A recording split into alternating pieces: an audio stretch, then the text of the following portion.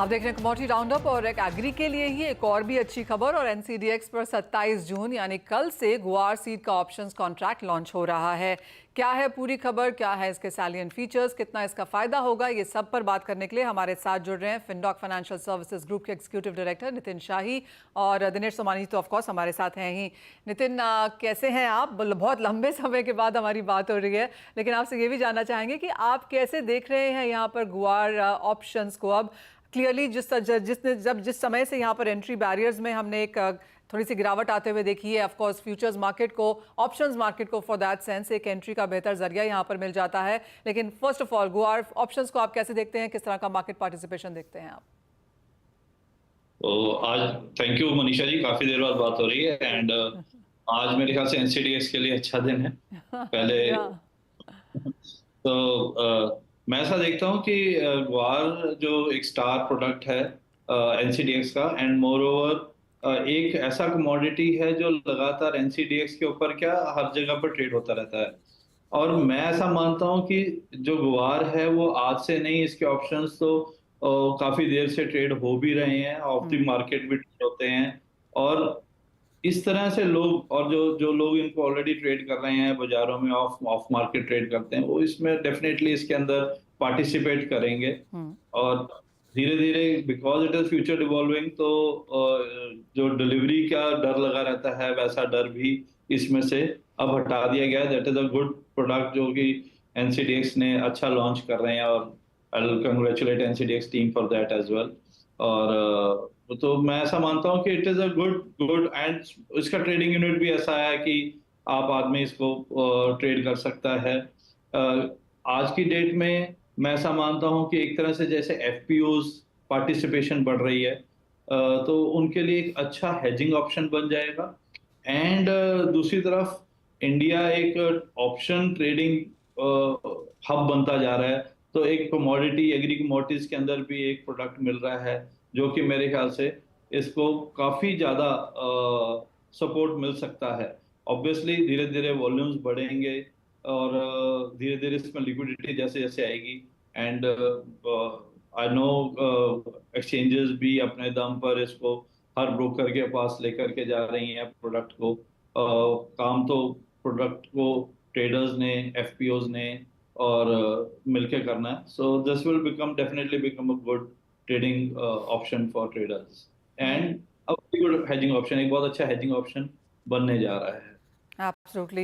नितिन जी, किसानों को एफपीओज के लिहाज से तो ये बहुत पॉजिटिव है ही, और गुआर में जिस तरह की अंडरस्टैंडिंग है, जिस तरह के स्टेक होल्डर्स हैं, आपको क्या लगता है कौन से सेट ऑफ पार्टिसिपेंट ज़्यादा इसका फ़ायदा उठाएंगे? बिकॉज जहाँ तक राजस्थान है, जहाँ तक गुआर की बात है, इनको ऑप्शंस और फ्यूचर्स सिखाने का कोई वो ही नहीं है, क्योंकि ये एक ऐसी मार्केट है जो परहैप्स इसकी क्रिएटर है।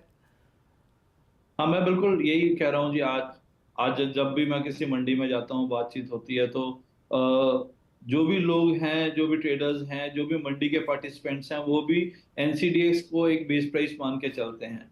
और मैं क्योंकि काफी देर से बाजारों से जुड़ा हुआ हूँ, तो मैं जानता हूँ कि इसके ऊपर मार्केट्स के अंदर ऑफ ऑफ मार्केट भी इसके ऊपर ऑप्शन ऐसे ट्रेड होते रहते हैं। सो मैं आई एम वेरी श्योर कि ये अच्छा चलने वाला है।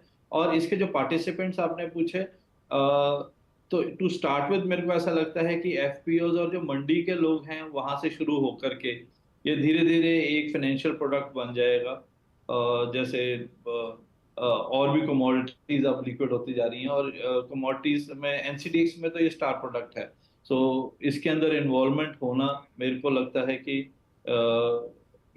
मंडी के लोगों के लिए और फाइनेंशियल ट्रेडर्स के लिए धीरे धीरे एक अच्छा कॉन्ट्रैक्ट दिखने लग पड़ा है।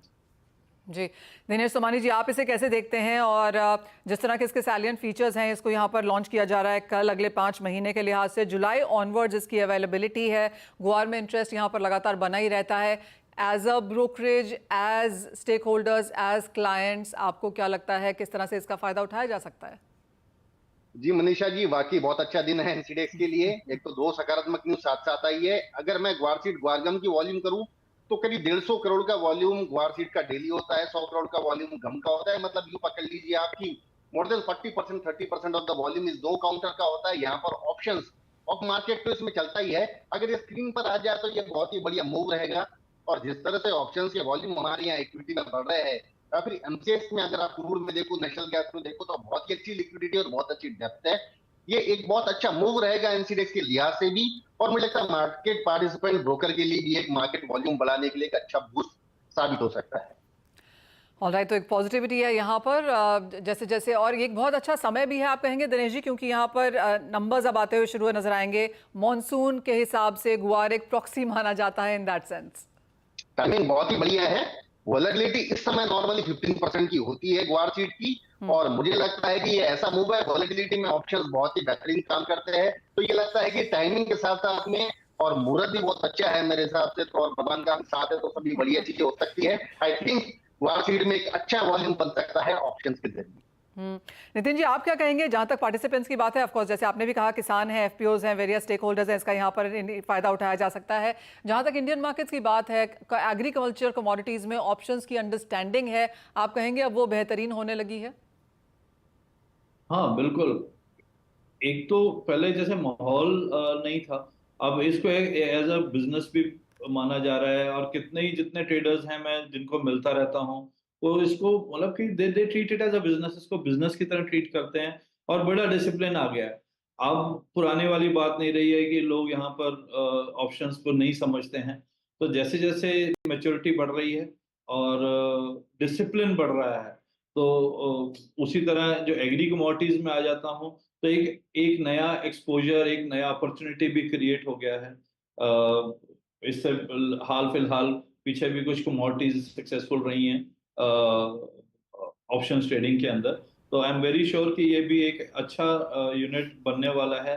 जैसा अभी शेयर कर रहे थे कि वॉल्यूम्स ऑलरेडी हैं ही हैं, फ्यूचर्स के अंदर हैं, और वो 15% 20% की वॉलेटिलिटी अभी है। Over a period of year 25% की वॉलेटिलिटी रहती है इस कमोडिटी में। दिख रहा है कि एक्सपोर्ट्स लगातार बढ़ते जा रहे हैं, डिमांड मार्केट्स में है, तो इससे अच्छा हेजिंग, इससे सस्ता हेजिंग अपॉर्चुनिटी भी नहीं रहता है किसी के लिए भी। तो भले वो बायर है तो उसके लिए हेजिंग अपॉर्चुनिटी मिल गया, जो अगर सेलर है उसके लिए हेजिंग अपॉर्चुनिटी मिल गया, एंड लोग अब 100% है कि जी, काफी लोगों को ऑप्शंस के बारे में पता है, तो वो नॉलेज इसके अंदर डेफिनेटली कन्वर्ट होगी। एब्सोल्युटली, और गुआर एक इंडस्ट्रियल कमोडिटी के तौर पर भी देखी जाती है, तो काफ़ी सारे तरीके हैं अब इसे हेज करने के, इसमें कारोबार करने के लिए, और ऑप्शंस एब्सोल्युटली इसे और भी यहाँ पर ज़्यादा फोकस में और पुश में लेके आता है।